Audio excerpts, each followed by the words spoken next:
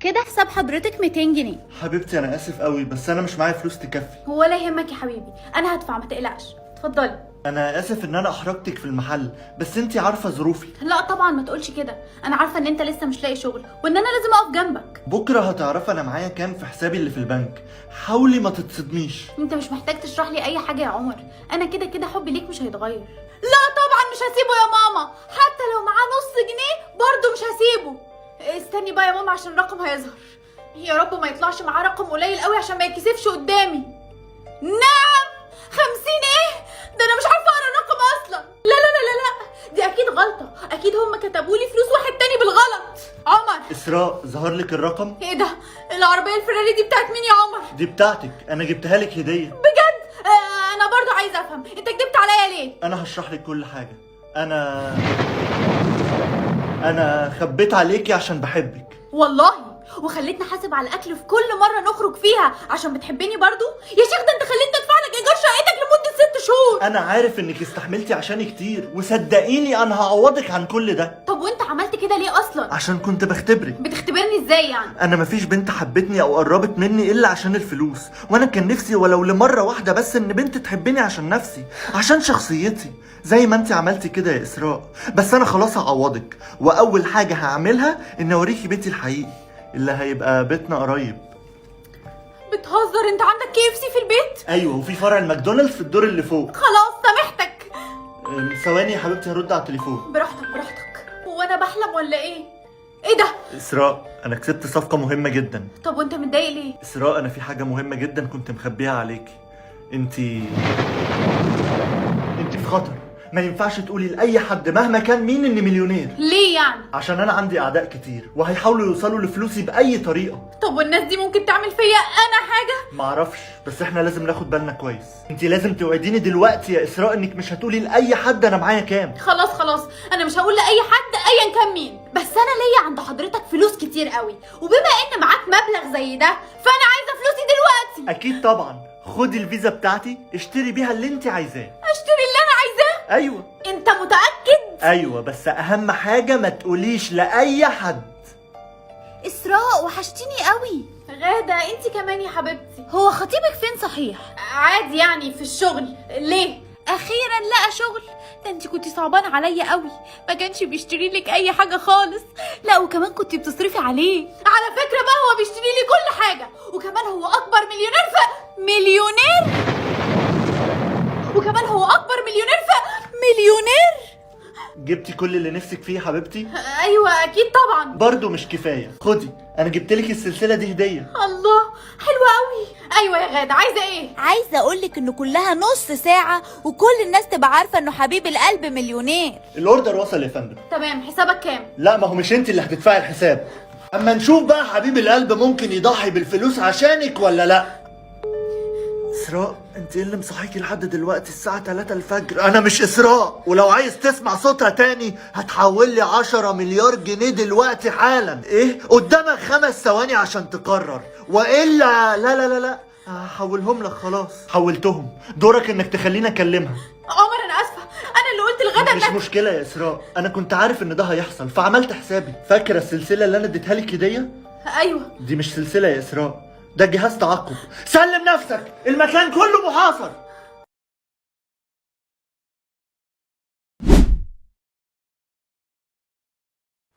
جماعه انا هحكي لكم ستوري تايم. انا مش عارفه ازاي انا ما حكيتهاش لاي حد لحد دلوقتي، بس بجد الموقف ده كل ما بفتكره دمي بيتحرق كانه لسه حاصل دلوقتي.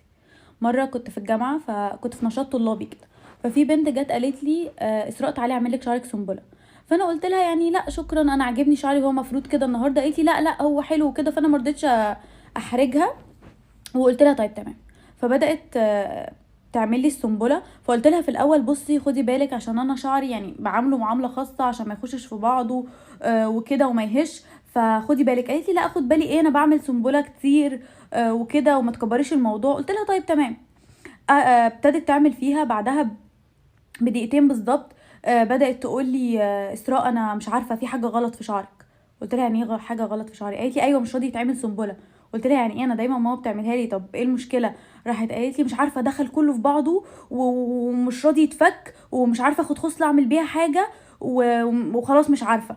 راح بعد كده قلت لها طب وريني، انا مش عارفه، هي ماسكالي شعري من ورا فانا مش شايفاه، فقول لها طب وريني اوريني، قالت لي لا مش عارفه اوريكي، انا مش عارفه هو دخل في بعضه، وانت ازاي اصلا شعرك كده، ما قلتليش كده ليه، انه شعرك اصلا ما بيتعملش ومش قلت لها.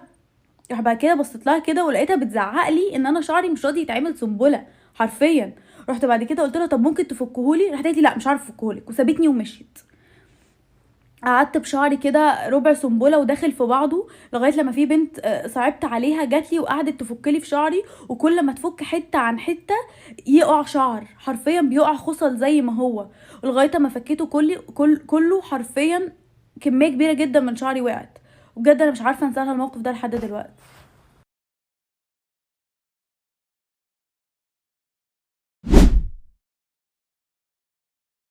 يا اسراء كفايه اكل بقى، طاقتك خلاص بقت 100%. يا ماما انا قلتلك 100 مره ان انا طاقتي كل يوم بتبقى 100%، انا باكل عشان انا مفجوعه مش اكتر. حلو قوي، يبقى غسيل المواعين عليك. اشمعنى انا؟ ما تخلي نور اخويا يعملهم. عشان اخوكي كل يوم بيجيله 2% طاقه بس. 2%؟ وده عايش ازاي ده؟ دي عايش الحله اغسلها النهارده. هي ماما استخدمت الحلل دي كلها ازاي؟ دي كانت طبخه اندومي. مش عاجبك الاندومي يا جزمه؟ سلمى بعتلك فيديو، خشي شوفيه. اثبتي مكانك انت وهي. حضرتك بتبعتي لها فيديو فاكرانا في حصه عن التيك توك؟ يا مستر مفيش مستر، افضلي واقفه لاخر الحصه عقبا ليكي. اخيرا حصته خلصت، انا تعبت قوي، بقالي 3 ساعات واقفه على رجلي. جاهزين للامتحان يا اولاد؟ امتحان؟ مس مروه انا اسفه جدا، مش هقدر امتحن النهارده، طاقتي قربت تخلص، ينفع تاجلي لي الامتحان لبكره؟ يا اما تمتحني يا اما تسقطي. خلاص همتحن. انا ما بقتش فاهمه اي حاجه. انا فين؟ هو ايه اللي حصل؟ في البيت يا غبيه. ماما بعد ما فصلتي شحن وانتي في الامتحان صحابك جابوكي على البيت. يعني انا سقطت في الامتحان؟ يوه انا مش طايقه حد النهارده. اسراء، نعم. انا احمد، انا جديد هنا معاكم في المدرسه. تشرفنا. انا زعلت قوي على اللي حصل لك امبارح في الامتحان. لا عادي، انا متعوده اسقط.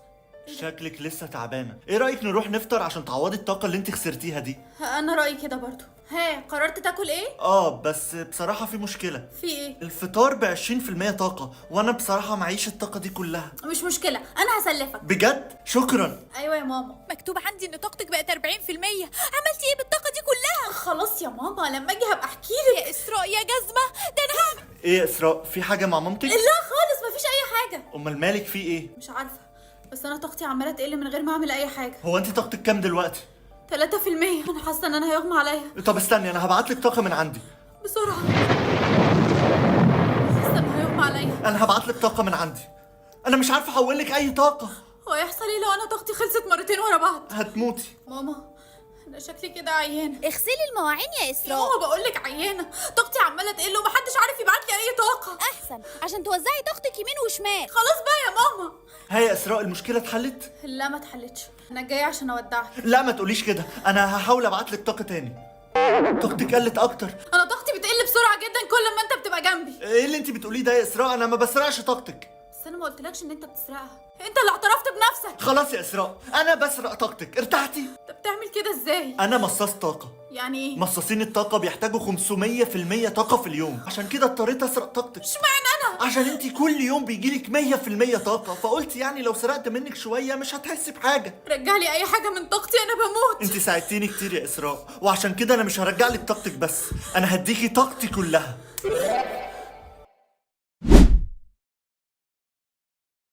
ما خبيش عليكم، انا كذا مره فكرت اعمل فيلر في شفايفي.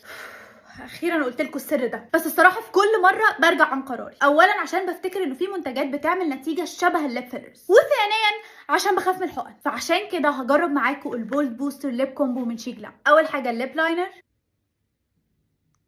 اول مره استخدم ليب لاينر بيعمل بلامبنج. جماعه بصوا شكل الابليكيتر دي فظيعه. عايزه احط على نص شفايفي ده بس عشان اشوف الفرق ما بين النص ده والنص ده. الفرق يجنن. ده شكل شفايفي قبل الليب كومبو من شيجلا، وده شكلها بعد البولد بوستر ليب كومبو من شيجلا. هوريكم دلوقتي 3 ليب كومبوز مختلفين وانتوا تقولوا لي انهي اكتر واحد بيعبر عن شخصيتكم. ده الكومبو رقم 1 لونه مدي على تشيري، وده الليب كومبو رقم 2 لونه مدي على بينك وشبه الليب جلوس بتاع الكوريين، وده الليب كومبو رقم 3 البراون ليب كومبو. ولو سألتوني عن رأيي هختار البينك كومبو.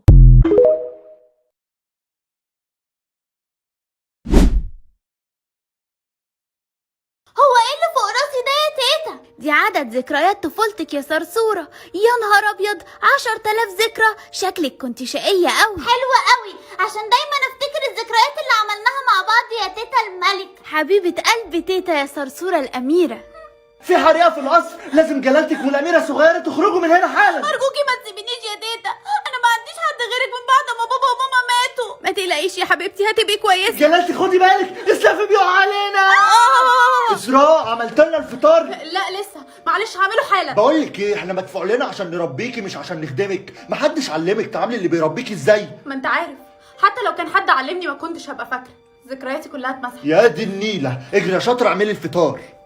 لو سمحت، ما تعرفش ليه الناس بيرموا الورد ده في الأرض؟ ده عشان النهارده الذكرى الخامسة لوفاة الأميرة، أصلها ماتت موتة وحشة قوي. سبونج بوب سكوير بانس، بحبك يا بسكوت. أنت كويسة؟ أنا افتكرت حاجة، أنا الأميرة. إيه؟ أنا حاسة إنه في ذكريات رجعت لي. ذكريات رجعت لك إزاي؟ أنا عارفة إنه اللي بقوله شكله عبيط، بس صدقني ده اللي حصل. هو في حاجة حصلت لذكرياتك؟ أيوة للأسف، في حادثة حصلت لي وأنا صغيرة مسحت لي كل ذكرياتي. أنا مش فاكرة الحادثة دي خالص، بس الدكتور قال لي إن أنا عندي فقدان في الذاكرة. أنت لازم تيجي معايا بسرعة. في إيه؟ في ناس بتقول إن الأميرة لسه عايشة. هو في ناس مصدقة كده بجد؟ أيوة، وأنا كمان مصدق. لا طبعا، ده أي كلام. أنا أقدر أوديكي للملكة لو أنت فعلا حاسة إنك الأميرة. لا شكرا. طب على الأقل خلي رقمي معاكي وكلميني لو افتكرتي أي حاجة جديدة. أنا مش فاهمة إزاي الراجل ده فكر إنه حد زيي ممكن يكون الأميرة. جلالتك خدي بالك، السقف بيقع علينا. تيتا، انتي فين؟ انتي سبتيني ليه؟ يا راسي.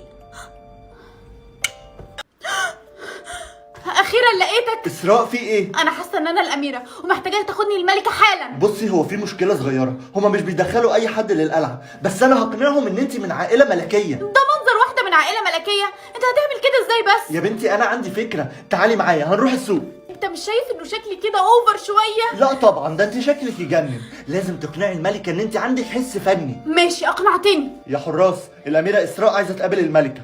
استني الملكة هنا. اهدي، الملكة هتفتكرك إن شاء الله. تيتا، أنا كنت مفكرة إني عمري ما ما هتشوفيني تاني مش كده؟ انا سمعت كل الكلام ده من مليون بنت قبلك. لو عايزاني اصدقك بجد قولي لي حاجه انا واسراء بس اللي نعرفها. للأسف ما أقدرش أعمل كده، أنا كل ذكرياتي اتمسحت. اسكتي، مش قادره اسمع كل الكذب ده خلاص. حراس خدوها من هنا، دي مجرد واحده جديده بتدعي انها حفيدتي. لا أرجوكي، أنا تعبت قوي علشان أوصلك، أنا أكيد هفتكر حاجة. ثواني، أنا افتكرت حاجة. بسكوت الكلب بتاعي اللي كنت باخده معايا في كل حتة وأنا صغيرة. سيبوها، تعالي معايا هوريكي حاجه. دي كانت من الحاجات القليله اللي نجت من الحريق. دي اول هديه اشتريها لصرصوره.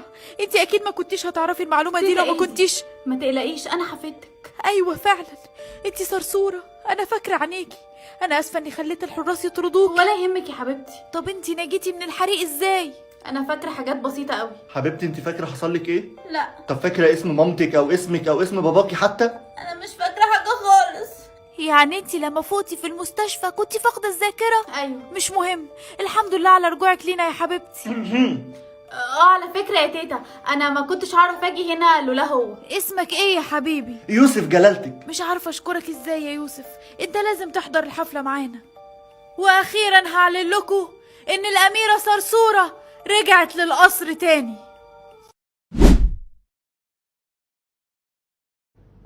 هو إيه ده؟ النهارده هيكون يوم تحديد الشغل اللي هتشتغلوه طول حياتكم. هتجربوا 4 شغلانات، والشغلانه اللي هتبقوا شاطرين فيها هي اللي هتكون شغلانتكم. أنا أكيد هطلع شاطرة في كل الشغلانات. بس انا سمعت ان اللي مش هيلاقي شغلانه هو شاطر فيها هيفضل من غير شغل طول حياته. دلوقتي كل واحد فيكم هيجرب اول شغلانه. 3 2 1.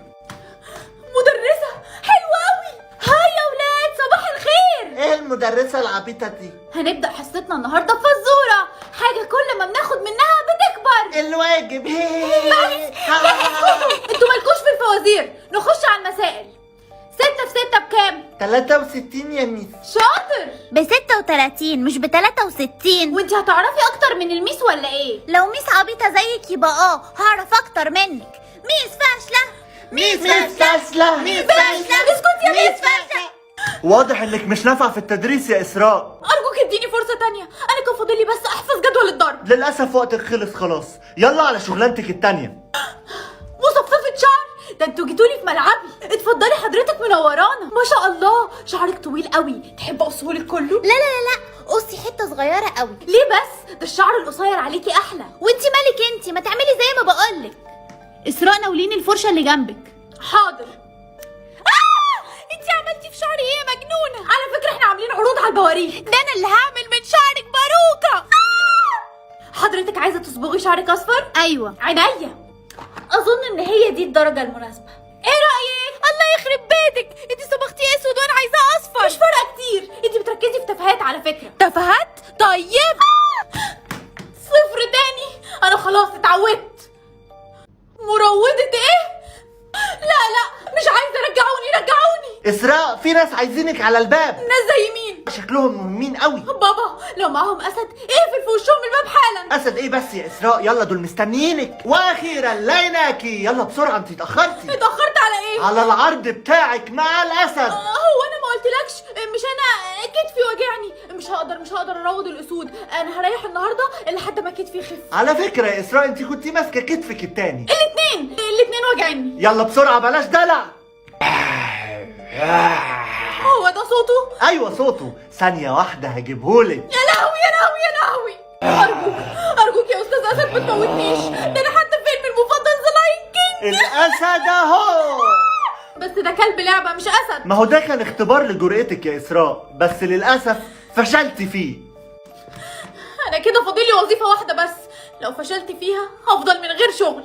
يا رب تبقى شغلانه سهله، يا رب تبقى شغلانه سهله.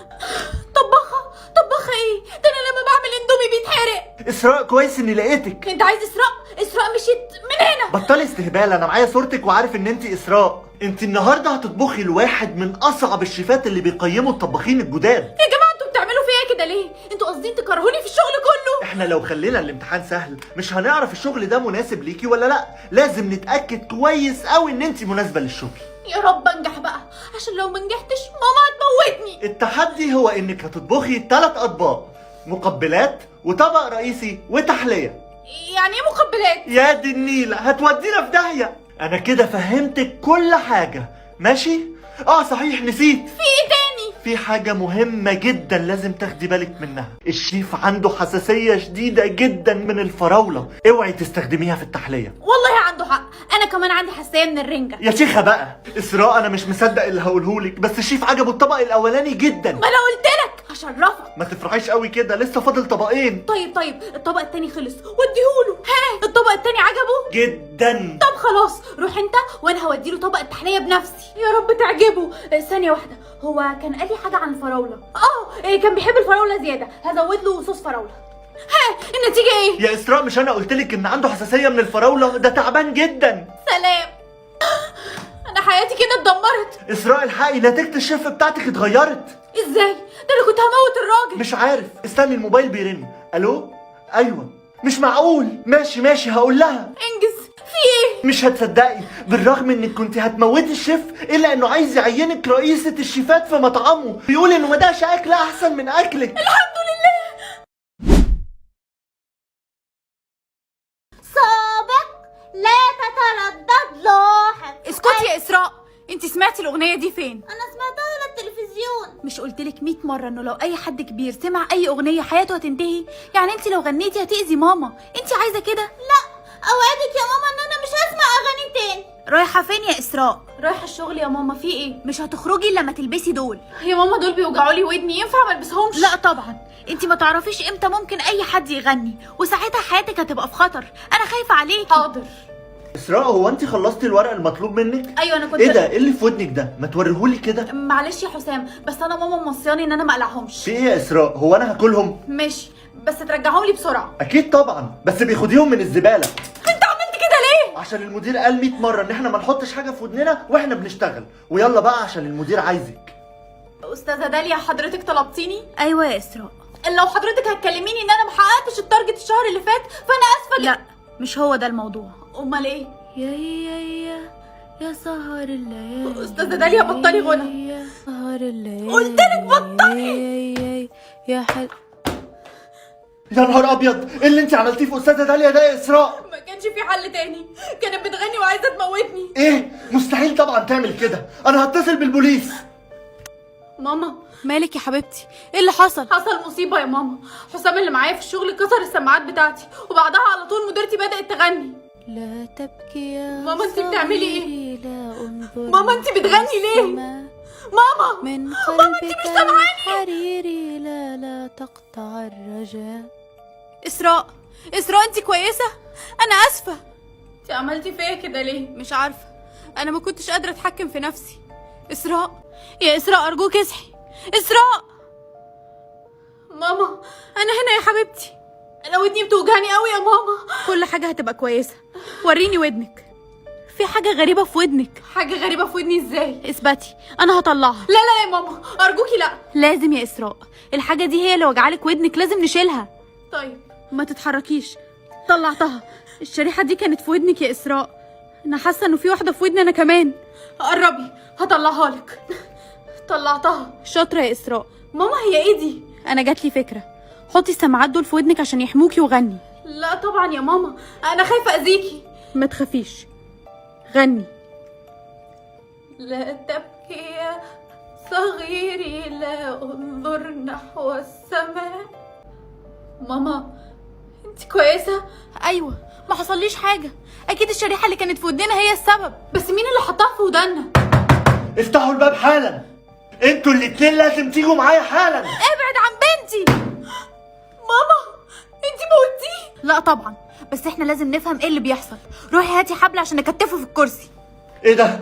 انتوا رابطيني ليه؟ احنا عايزين نعرف انتوا ليه حاطين الشريحه دي في ودنا؟ شريحة ايه؟ انا ما اعرفش انت بتتكلمي عن ايه. انت لو ما نطقتش انا هحط الشريحه دي في ودنك وهغني. لا لا لا، هتكلم خلاص. احنا زرعنا الشرايح دي في الناس عشان نسيطر عليها ونتحكم في حياتها، وانتوا اول ناس تقدر تشيل الشريحة دي من ودنها. ازاي؟